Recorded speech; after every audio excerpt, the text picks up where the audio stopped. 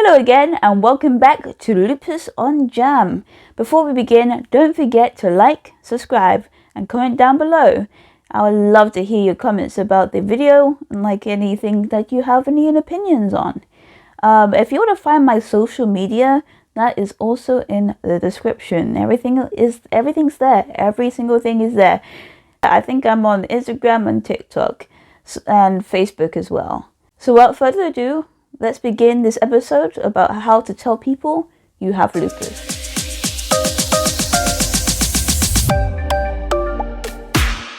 Disclaimer. Remember, I am not a doctor. I will just be talking about my experiences and situations I dealt with and what solutions work for me. If you have any medical concerns with your illness, please talk to a medical professional. Thank you. So, you want to break the big news. Not that you're pregnant, but you have lupus. Although both are equally shocking. In a level of shock meter, both are really up there. So, what's going to be your reaction that you tell someone that you have lupus? Well, the reaction is going to be, what is that? I mean, it's understandable because when my doctor first told me that I had lupus, I had the same kind of reaction. I had no clue what that is. Of course, besides telling the doctor that I do not have any idea what lupus is, I did the thing that I'm most known for, smiling and nodding. Like, yes, I totally understand what lupus is. I know what you just said to me. Yeah, instead of questioning it, I just nodded and smiled, pretending I understand. Luckily, my doctor probably understood that I had no idea what they were talking about, and politely explained to me the general premise of lupus. There's a general outlook of what lupus is. Of course, I after I was released from the hospital, I did my own research about what lupus is and what I might have, what the symptoms are, stuff like that. Really more in depth than just a general explanation, just so I can fully understand everything about lupus. Well, not everything. I think I still have a lot to learn because I get new things popping up every so often, new things that I didn't know about lupus or about my own symptoms. But I know a more in-depth outlook than a general explanation of lupus. So, is it wrong to just do a general explanation when explaining to people? I don't think so. I mean, if you want to tell a friend or family member about lupus and you don't want to get into the meat and potatoes of all the bad stuff that may occur and all the symptoms and stuff like that, then I think a general explanation is perfectly fine, just to give them a little overview of what lupus is.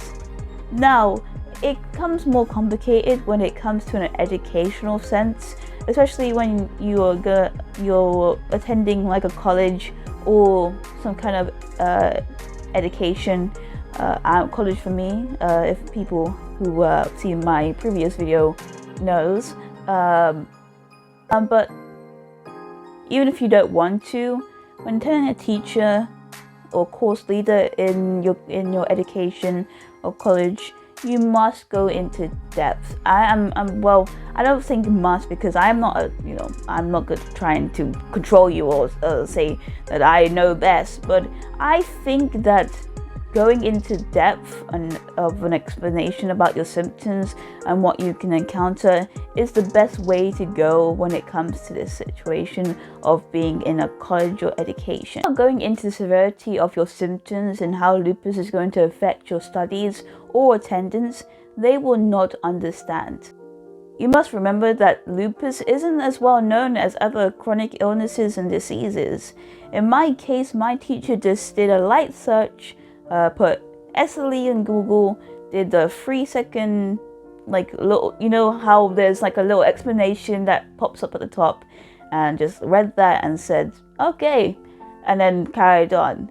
And correct me if I'm wrong, but I don't think a 3-second skim over of the top search of Google is going to make you fully understand what lupus is or what SLE is, because there's many types of lupus, and I don't think they would understand there's many types of lupus with that 3-second search. This was shown when the college sent a letter about my attendance being low, when I already told them in my application to the college that I have SLE, which, you know, I'm still mad about. You can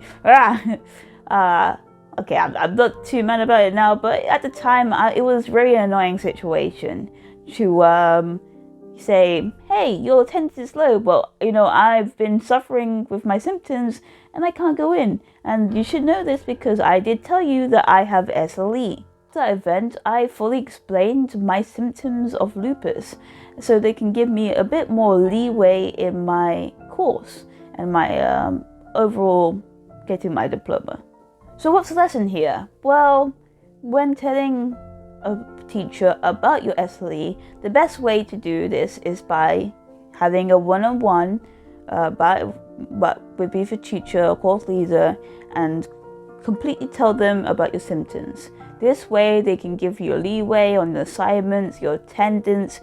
Maybe if you don't want to, you know, if you can't pay attention in class that day because you're fatigued, or you can't come in because you have swelling in your hands or your legs and you're in pain and you can't come in, they will understand now than, you know, think that, hey, this student is a bad student and they don't want to, you know, go to class and they are lazy and stuff like that. They would not think that anymore because they will understand, like, hey, this student is not lazy. This student isn't like trying to undermine my authority by not paying attention or anything. It's just that maybe they're having an off day that day, and maybe they're just feeling out of it that day, which, you know, which is a pretty more upgrade than them thinking that you don't want to pay attention or you don't want to give any effort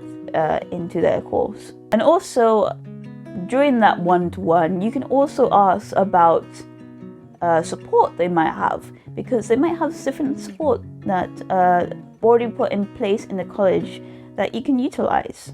Of course, having that one-to-one as well, your classmates don't really need to know exactly what you're going through, which I completely understand if you don't want to tell your classmates. Of course, I had to tell my classmates basically a general explanation of lupus because my immune system was incredibly lowered.